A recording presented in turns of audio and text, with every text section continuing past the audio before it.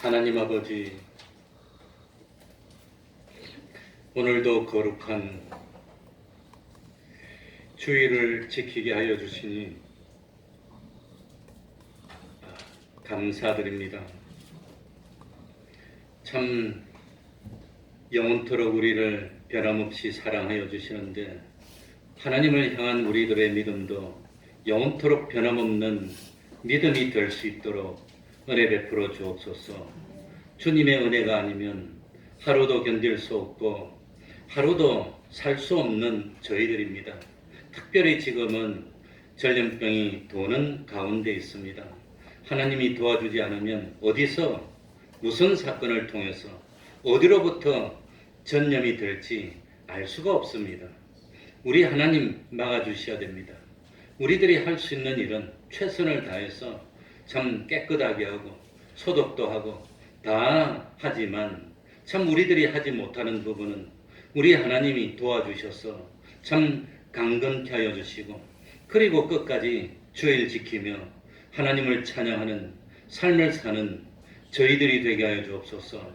우리들이 몸이 세상에 살고 있지만 우리들은 하나님께 속한 하나님의 백성들입니다.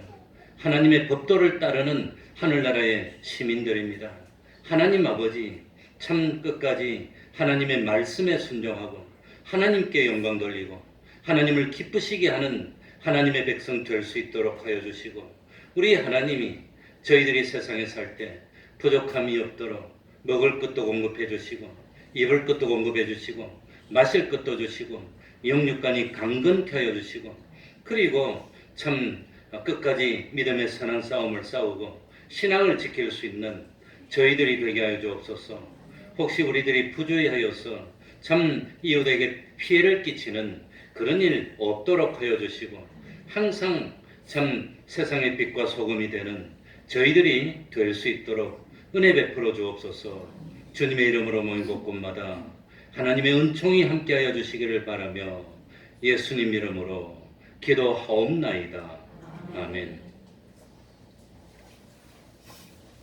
다 같이 자리에서 일어나셔서 찬송가 79장입니다.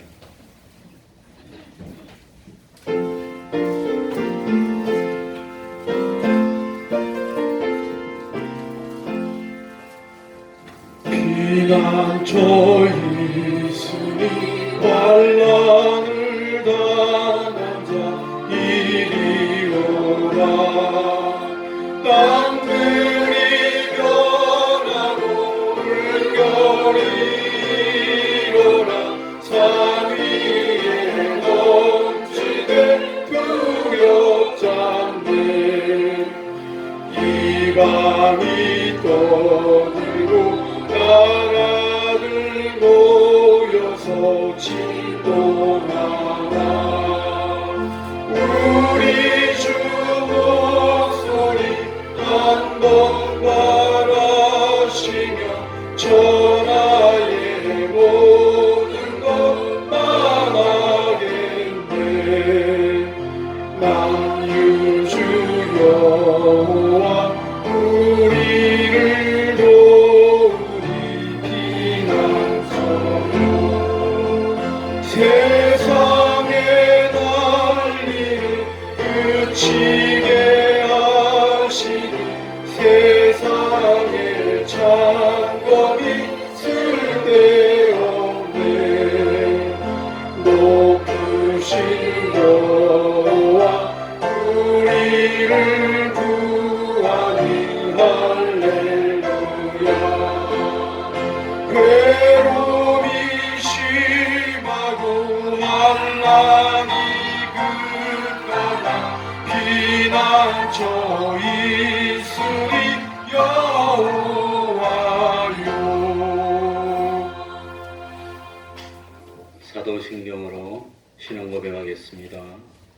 전능하사 천지를 만드신 하나님 아버지를 내가 믿사오며 그 외아들 우리 주 예수 그리스도를 믿사오니 이는 성령으로 잉태하사 동정녀 마리아에게 나시고 본디오 빌라도에게 고난을 받으사 십자가에 못 박혀 죽으시고 장사한 지 사흘 만에 죽은 자 가운데서 다시 살아나시며 하늘에 오르사 전능하신 하나님 우편에 앉아 계시다가 그리로서 산자와 죽은 자를 심판하러 오시리라. 성령을 믿사오며 거룩한 공예와 성도가 서로 교통하는 것과 죄를 사하여 주시는 것과 몸이 다시 사는 것과 영원히 사는 것을 믿사옵나이다. 아멘. 자리에 앉으셔서 찬송가 144장입니다. 144장입니다.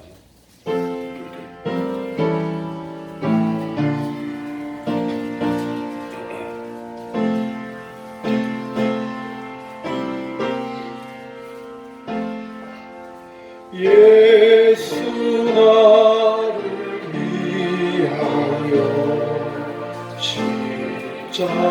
십자가를 질 때 세상 죄를 지시고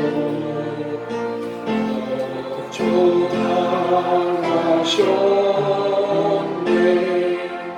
예수여 예수여 나의 죄 위하여 복의 피를 흘리니 죄인 받으소서.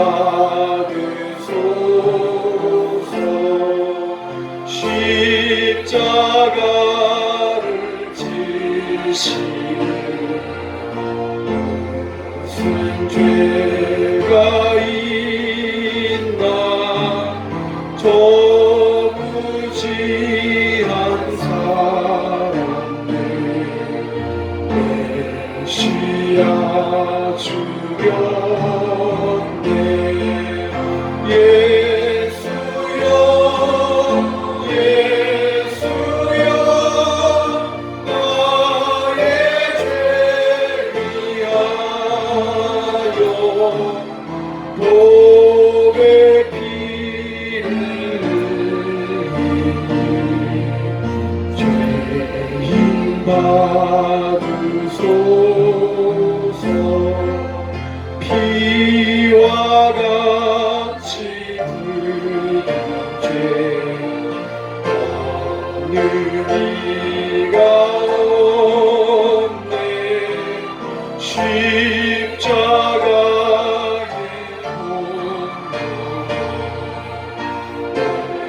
공로와 같이 되네. 예수여 예수여 나의 죄 위하여 복의 피를 흘리니 죄인 받으소서.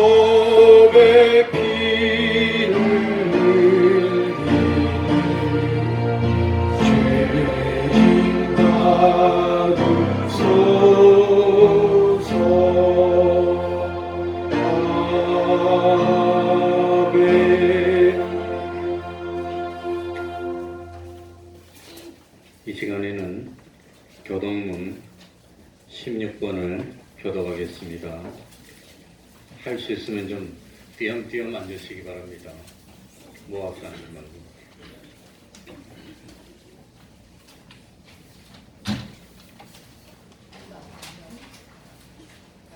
교동문 16번입니다. 교독하겠습니다.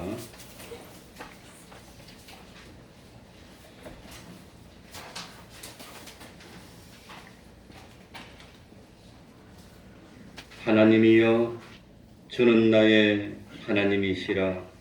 내 영혼이 주를 갈망하며 내 육체가 주를仰望하나이다. 내가 주의 권능과 영광을 보려 하여 이와 같이 성소에서 주를 바라보았나이다.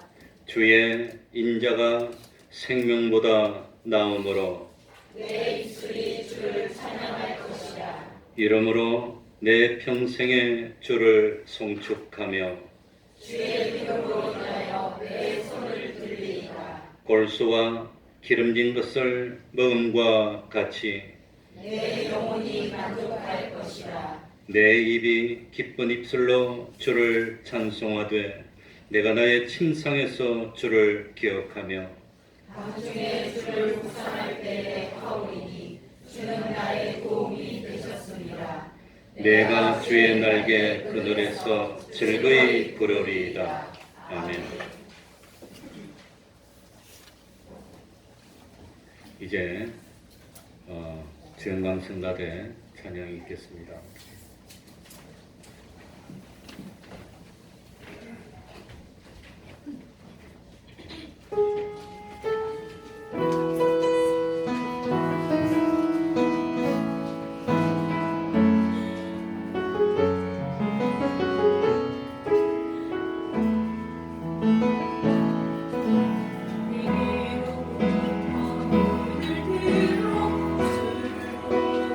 시작할 때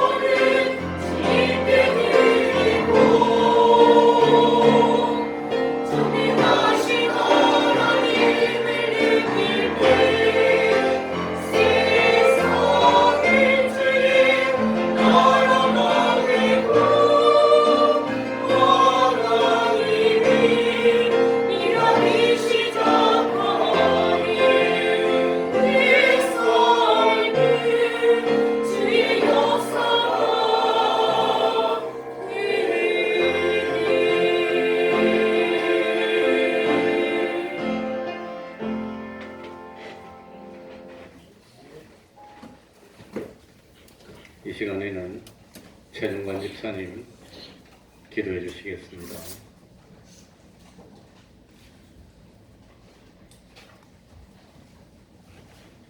우리 최진성 선생님 저 뒤에 오른쪽 석유 스톱을 좀 꺼줬습니다. 됐어요. 껐답니다. 그러면은 다 같이 기도드리겠습니다.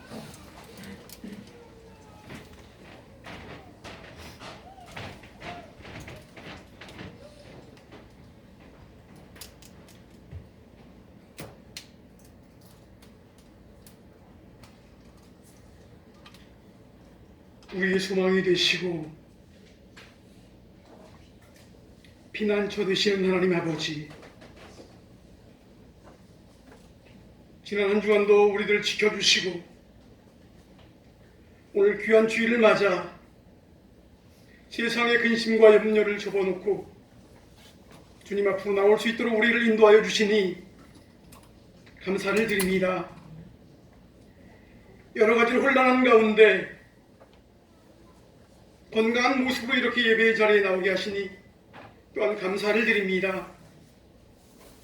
이렇게 예배를 드릴 수 있는 것만으로도 감사함을 깨닫고 예배 드리는 것을 가장 귀하게 여기고 감사하게 하시며 예배에 참석하지 못한 성도들과 이 예배를 방해하는 모든 문제들을 주님께서 해결하여 주시고 회복시켜 주시옵소서.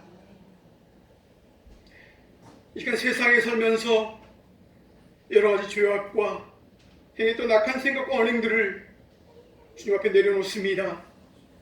성령의 불로 모두 태워주시고 참된 그리스도인의 모습으로 주님께 예배 드릴 수 있게 하여 주시옵소서.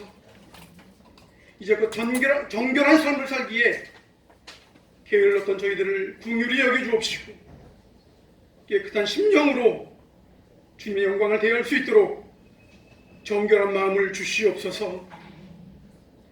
사랑과 은혜가 충만하신 하나님 아버지, 주께서 세우신 이 교회 위에 주의 은혜를 부어주시어서 우리 교회가 평안하여 더욱 든든히 서가게 하시고 주를 경외함과 성령의 위로로 그 수감부터 많아지는 역사가 이루어지게 하여 주시옵소서. 모든 것이 합력하여 선을 이루어가며 주의 사랑을 전하는 공동체가 되게 하옵소서. 또한 우리 교회에 속해 있는 많은 믿음의 가정들 기억하여 주시옵소서. 이 시간 특별히 기도하옵기는 다음 세대를 위해서 기도합니다. 우리 부모님 세대로부터 받은 소중한 신앙의 유산을 다음 세대에게 잘 전할 수 있도록 도와주시옵소서. 우리 아이들이 예배를 통하여서 생각이 변하고 말이 변하고 행동이 변하고 가치관이 변하여서 복음을 진리로 믿는 믿음이 굳건히 자랄 수 있게 도와주시옵소서. 공부를 하는 어린 학생들로부터 우리 청년들의 이르기까지 하나님의 영광을 위해서 일찍이 자기의 사명을 깨닫고 공부하는 자녀들이 되게 하옵시고 분명한 목적을 향해 달려가는 비전의 세대가 되게 하여 주시옵소서. 세상의 현란한 문화에 눈멀지 않고 주님의 손에만 붙들려서 하나님의 영광을 바라고 볼 수 있게 하여 주시옵소서. 악으로 인도하는 음란한 소리와 죄의 길로 인도하는 모든 악한 것들로부터 지켜주시옵소서. 우리 자녀들의 꿈과 지경이 넓어져서 하나님께 영광 돌리는 주의 복된 자녀들이 되게 하여 주시옵소서. 지금은 코로나19로 인해 전 세계가 어려움을 겪고 있습니다.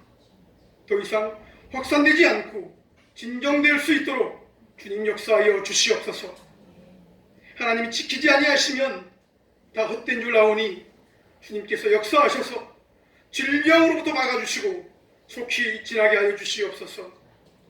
이 시간 말씀 들고 서시는 하나님의 종 목사님에게 성령의 능력으로 붙들어 주시고 영육간의 강건함을 허락하여 주셔서 능력의 말씀과 살아 역사하신 생명의 말씀을 온전히 선포하게 하여 주시옵소서. 오직 하나님께 영광 돌리기 위해 준비한 주 영광 성가대의 찬양을 기뻐 받으시고 저희가 입술로만 부르는 찬양이 아니라 신령과 진정으로 드리는 찬양이 되게 하옵소서. 이 모든 말씀을 우리를 구원하신 예수 그리스도의 이름으로 기도드리옵나이다. 아멘.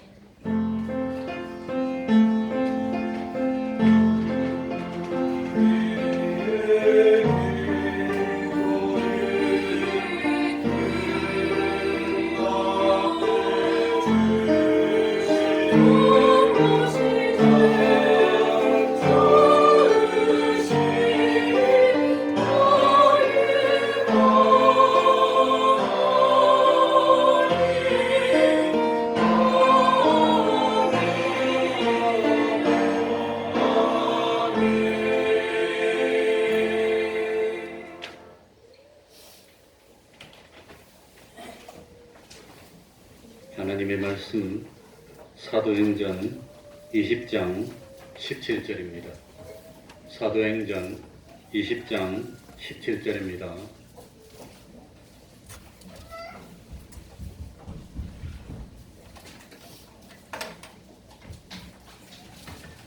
사도행전 20장 17절입니다. 제가 읽겠습니다. 바울이 밀레도에서 사람을 에베소로 보내어 교회 장로들을 청하니 오매 저희에게 말하되 아시아에 들어온 첫날부터 지금까지 내가 항상 너희 가운데서 어떻게 행한 것을 너희도 아는 바니 곧 모든 겸손과 눈물이며 유대인의 관계를 인하여 당한 시험을 참고 주를 섬길 것과 유익한 것은 무엇이든지 공중 앞에서나 각 집에서나 끊임이 없이 너희에게 전하여 가르치고 유대인과 헬라인들에게 하나님께 대한 회개와 우리 주 예수 그리스도께 대한 믿음을 증거한 것이라. 아멘. 21절까지만 읽습니다.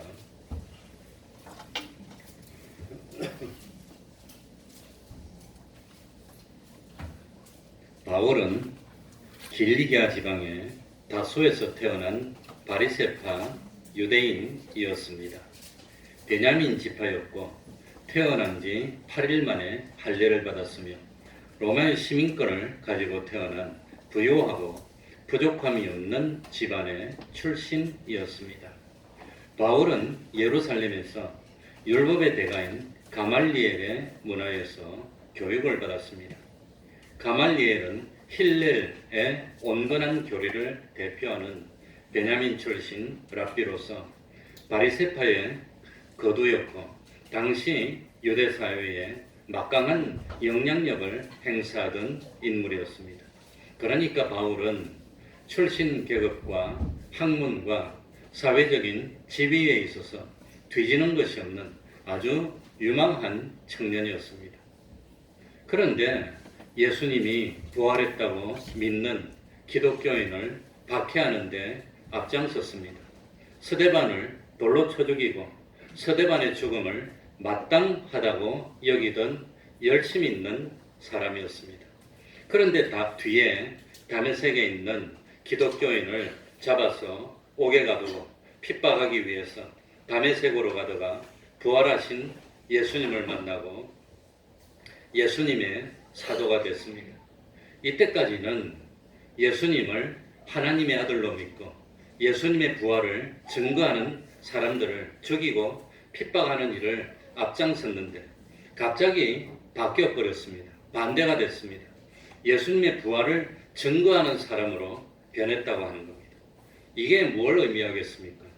바울이 이때까지 친하게 지냈고 바울을 도와주었고 바울을 후원했던 바리새인들과 대제사장들과 서기관들과 장로들과 서로 원수가 되는 것을 의미하는 것입니다.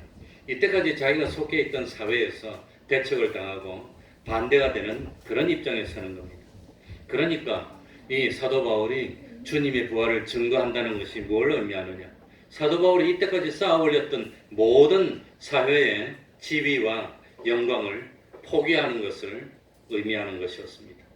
그러나 사도 바울은 자기가 틀렸다는 것을 안 순간 즉시 회개하고 돌이켰던 겁니다. 그리고 이후에 바나바의 도움으로 안디옥 교회로 오게 됩니다. 그리고 이 복음을 전하는 이 참 역사의 주류의 흐름을 타게 됐고, 그리고 세 차례에 걸쳐서 전도 여행을 합니다. 그런데 두 번째 전도 여행을 시작할 때 마가 요한의 문제로 자기를 예루살렘 교회에 소개해 주었던 은인 안디옥 교회로 불러서 하나님의 일을 할 수 있도록 해 주었던 그 바나바와 결별을 하고 맙니다. 그리고 3차 전도 여행을 마칠 때 마지막으로 예루살렘을 방문할 때 성전에서 체포되고, 그리고 이때가 대략 한 주후 58년쯤이 아니었을까. 사도 바울이 나이가 한 57세 정도 되지 않았을까. 그러니까 사도 바울이 회심한 것이 28세쯤이라면 대략 한 30년이 흘러고 난 뒤에 사도 바울이 잡힙니다.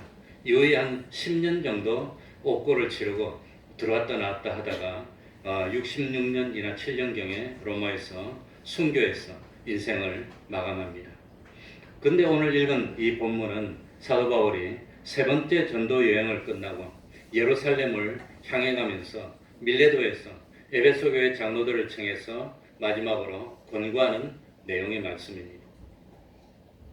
그리고 이 뒤에 사도행전 21장에는 사도 바울이 마지막으로 예루살렘으로 여행할 때 참 긴박했던 상황들, 그걸 소개해주는 내용들이 나오고 있습니다. 원래 사도 바울은 예수님을 핍박했던 사람입니다. 그래서 디모데전서 1장 13절에도 내가 전에는 회방자요, 핍박자요, 포행자였는데 은혜를 입었다고 고백하고 있습니다. 왜 예수님을 핍박했고 예수님을 참 박해하고 믿는 사람들을 죽이고 그렇게 했느냐? 이유는 믿지 아니할 때에 믿지 않았어. 그래서 알지 못하고 행하였기 때문이라고 설명을 합니다. 이런 바울인데 이제는 은혜를 입어서 예수님의 사도가 됐고 충성되게 역임을 받아서 직분을 맡게 됐고 하나님께 감사했습니다. 그런데 참 바울이 이런 고백을 할 때는 이미 나이가 많아서 죽음을 앞둔 노년이 된 때입니다. 원래 이 사도 바울은 성미가 불같았습니다. 아주 참 급했습니다. 그래서 확실히 알지도 못하면서도 사람을 죽이는 일까지도 하고, 그리고 스데반이 고통스럽게 참 죽는 모습을 보면서 당연하다고 여기던 사도 바울입니다. 이것으로도 분이 안 차고 모자라서 다메섹 근처에, 지금 말로 하면 저 다마스커스 근처에 예수님을 믿는 사람들이 피해서 거기 많이 있다고 그러니까 거기 가서 믿는 사람들 싸그리 그냥 잡아오려고 핍박하려고 다메섹으로 가다가 참 주님을 만나게 된 겁니다.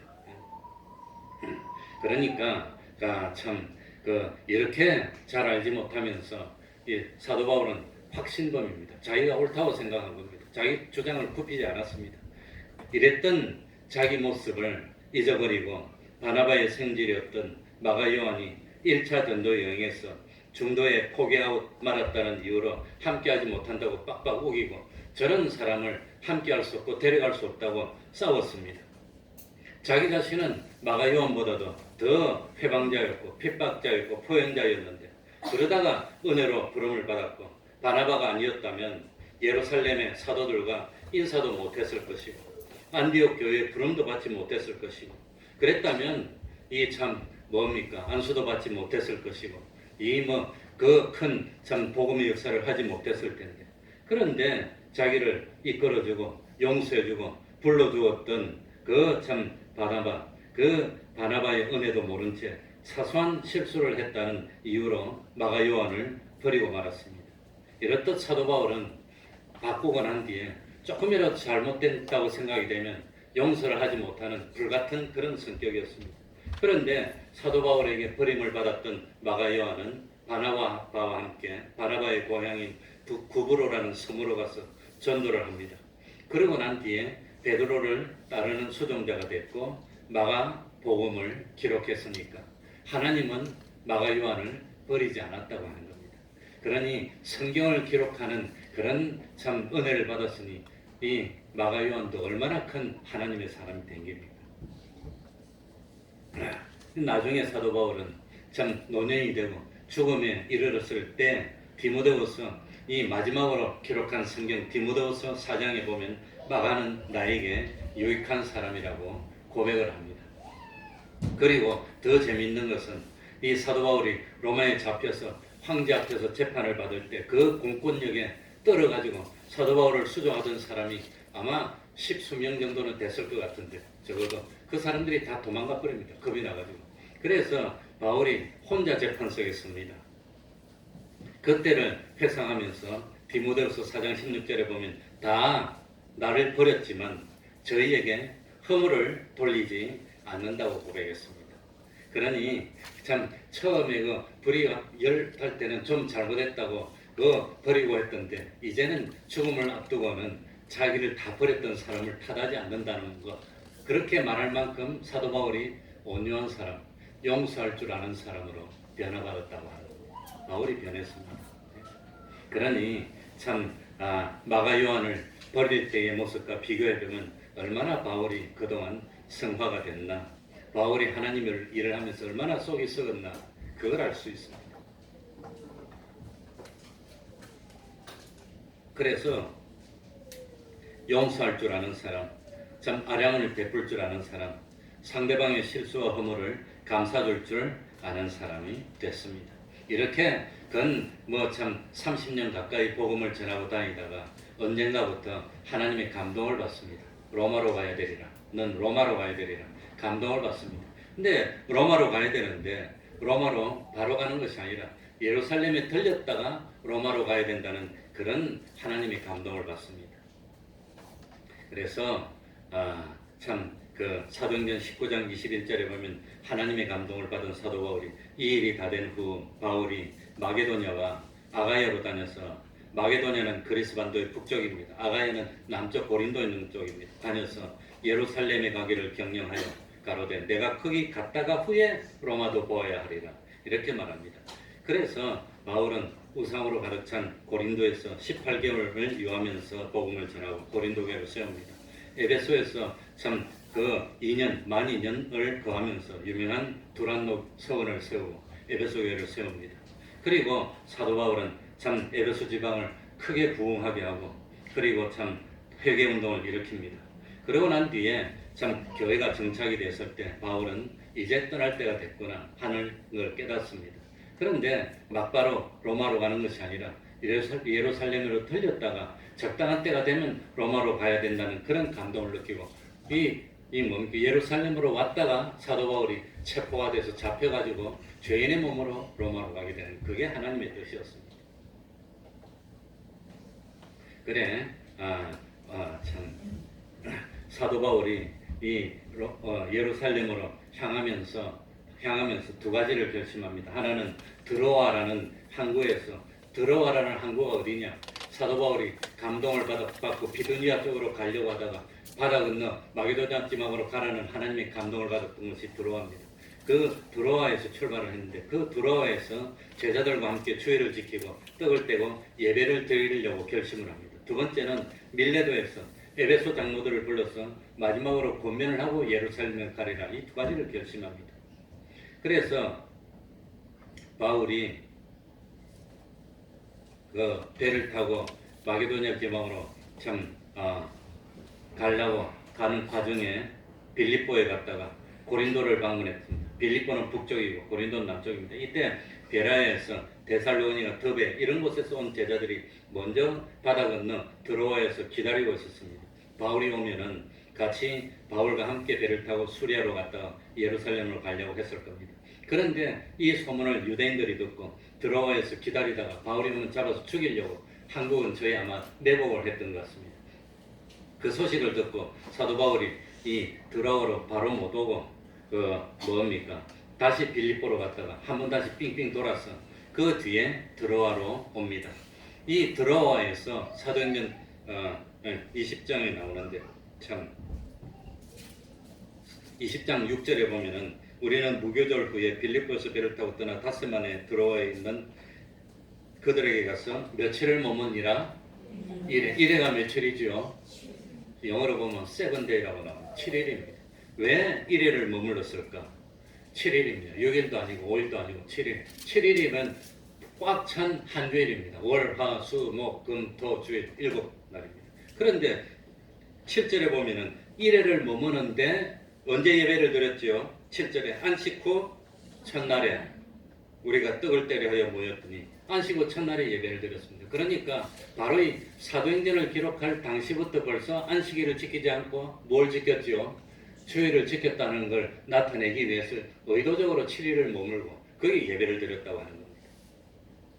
그리고 이때 예배를 드릴 때 아마 바울은 참 제자들에게 이 참 기회가 없다는 걸 알고 늦게까지 얼마나 오래 예배를 드렸던지 상층 창문에 걸터 앉아서 말씀을 듣던 유두고가 졸다가 떨어진 거 보면 그때도 졸았고 지금도 졸았고 2000년 전에도 졸았고 예배 시간에 조는 건 유명합니다.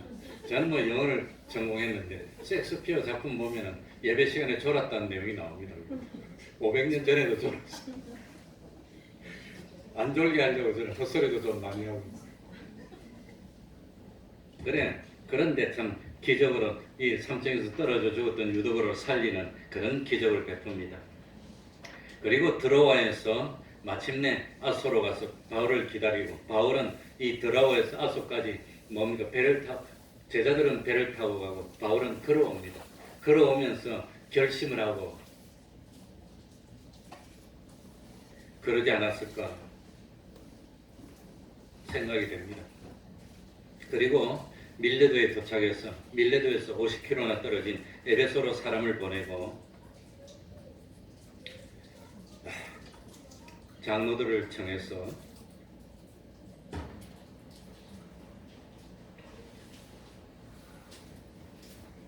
고별설교를 합니다. 17절에 보면 장로들을 청하여 18절입니다. 우리 다 같이 읽어봅시다. 18절입니다. 오메 다 같이 합니다. 시작. 오메 저희에게 말하되 아시아에 들어온 첫날부터 내가 항상 너희 가운데서 어떻게 행한 것을 너희도 아는 바니. 장로들을 청하며 장로들 그래 이 여기서 말하는 장로는 지금 우리들이 말하는 장로님과는 조금 뉘앙스가 다릅니다. 28절에 보면은 뭐라고 되어 있죠? 사도행전 20장 28절에 보면은 장로들이라고 하지 않고 뭐라고 해놨죠? 감독자라 했습니다. 감독자. 같은 사람을 때에 따라서는 장로들이라고 불렀다가 때에 따라서는 감독이라고 불렀습니다. 그러니까 지금은 장로님이라 하면은 이 뭐 완전히 하나님의 일을 위해서 세상 업을 포기하고 풀타임으로 하나님을 위해서 일하는 그런 분이 아니라 이 참 뭡니까 목사님을 도와서 교회를 받들어 나가는 그런 일을 하는 분을 장로님이라 하는데 이 사도 바울 당시에는 장로님이라면 목회자하고 장로하고 두 가지 일을 같이 분리가 안 됐던 거예요. 그 당시에 같이 했던 겁니다. 그걸 장로랍니다. 그래서 때로는 장로님이라고 부르고 때로는 감독자라고 부르면서 교회를 치게 한다는 그런 다스를 치자로 씁니다. 그런 표현을 썼다고 하는 겁니다. 그래서 요한 2서나 요한 3서에 보면 1절에 보면 사도 요한은 뭡니까 본래 예수님의 제자였고 사도지만 장로라고 표현합니다. 자기를.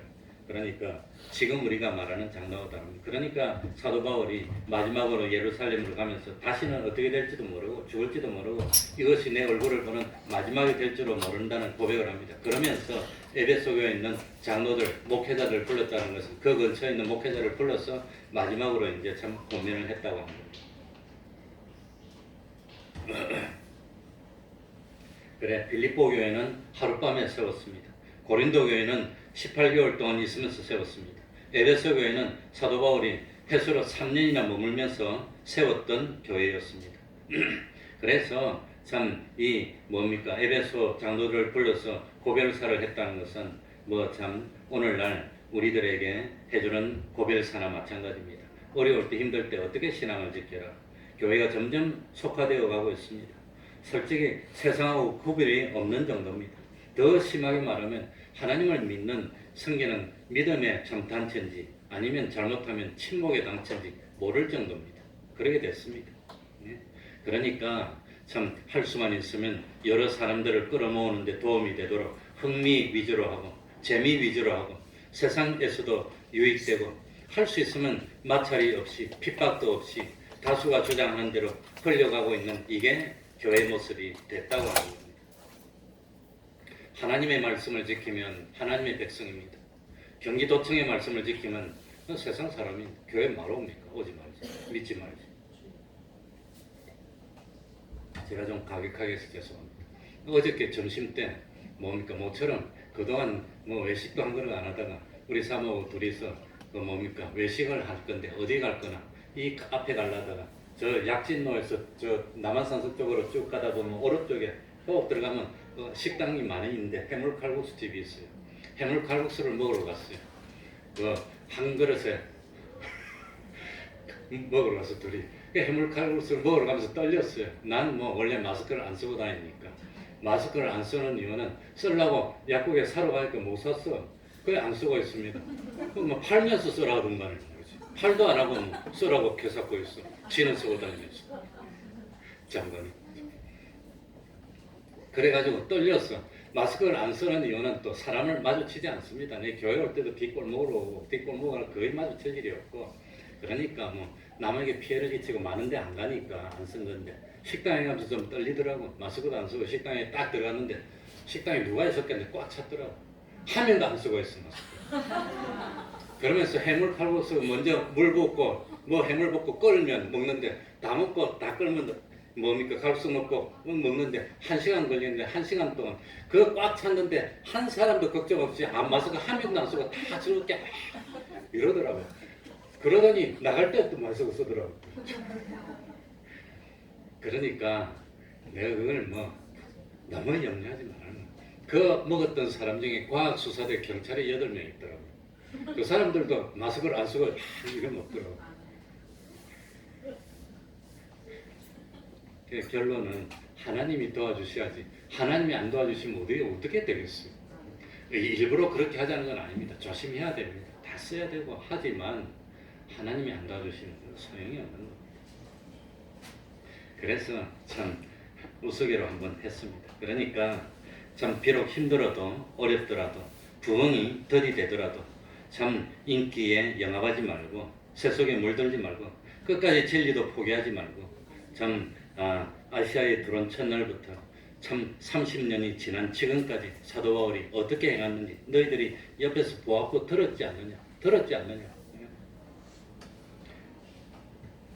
그러니까 참 사도 바울은 갈라디아서 6장 14절에 오직 예수 그리스도의 십자가만을 자랑한다고 그랬습니다.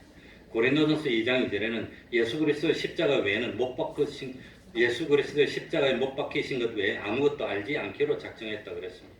그러니까 사도 바울은 어디서 누구에게 교훈하더라도 윤리적인 것보다도 재밌는 것보다도 인기 있는 것보다도 그리스도의 십자가만 자랑하고 십자가만 가르쳤는데 너희들이 이 사실을 잊지 말라는 겁니다. 그래서 예수님께 표적을 요구하는 바리새인들에게 요나의 표적 외에는 보여줄 표적이 없다고 그랬습니다. 그러니까 자 예수님의 십자가를 믿지 않으면 그거는 구원이 없다는 겁니다. 또 참 근본적으로 주님의 말씀을 들음으로 난 믿음, 말씀에 근거한 믿음이 아니면 그건 온전한 믿음이 아닙니다. 온전한 믿음이 아닙니다. 19절 읽어보겠습니다. 곧 사도 바울이 어떻게 목회를 했냐 30년 동안. 자 우리 다 같이 읽어보겠습니다. 19절입니다. 곧 시작. 곧 모든 겸손과 눈물이며 유대인의 관계를 인하여 당한 시험을 참고 주를 섬긴 것과. 이 사도 바울의 목회는 한마디로 말하면 무엇이지요? 주를 섬긴 겁니다. 주님을 섬긴 게 목회입니다. 주를 섬긴 것과 주를 섬겼다고 하는 겁니다. 그런데 어떻게 섬겼느냐? 3가지로 섬겼습니다. 첫 번째는 무엇이지요? 겸손. 두 번째는 뭐지요? 눈물. 세 번째는 뭐지요? 인내. 요 3가지입니다. 이 3가지로 섬겼습니다. 그러니까 섬긴다는 것은 참 한글 사전적 의미로 하면 육체적인 필요를 채워줘서 물질을 채워주고 또 참 손님을 접대하는 그게 섬긴다고 할 수 있지만 원래 섬긴다고 하는 히브리어 말이 어디서 나왔느냐? 제사장의 직무를 행하는 데서 파생돼 나온 것이 섬기는 겁니다. 그러니까 하나님을 위해서 제사를 드리고 예배를 드리기 위해서 봉사하는 활동을 표현할 때 섬긴다는 말을 썼다고 하는 겁니다. 그래서 이걸 요즘 말로 접목하면 하나님을 위해서 성도를 보살피고 도와주는 게 섬기는 겁니다. 이렇게 섬기는 것이 하나님께 참 예배드리기 위한 봉사가 되기 때문입니다. 그런데 이 섬김이 어떤 형태로 나타나느냐? 첫 번째는 겸손으로 나타나야 됩니다. 그래 지난 주일날 저녁에 우리 김정자 집사님이 친했던 진은영 집사님 지금 못 나오고 있지만 그 진은영 집사님이 공장에서 일을 하는데 근데 마스크를 안 쓰면 출근을 못하게 하고 막는데 마스크 살 수가 없는데 어떻게 써요? 그 황금 마스크 쓰고 하니까 이거 써도 소용없다고 그거 필터로 되는 거 MB 필터, 멜트 브라운 필터라고 그러는데 그 필터가 뭡니까? 이게 이 재료가 이 플라스틱입니다. 그걸로 만들어졌는데 아무튼 그거 쓰고 출근하라 그러더랍니다. 그거 없는데 어떻게 없는 게 사지 못하는데 어떻게 그게 김영희 집사님이 자기 집에서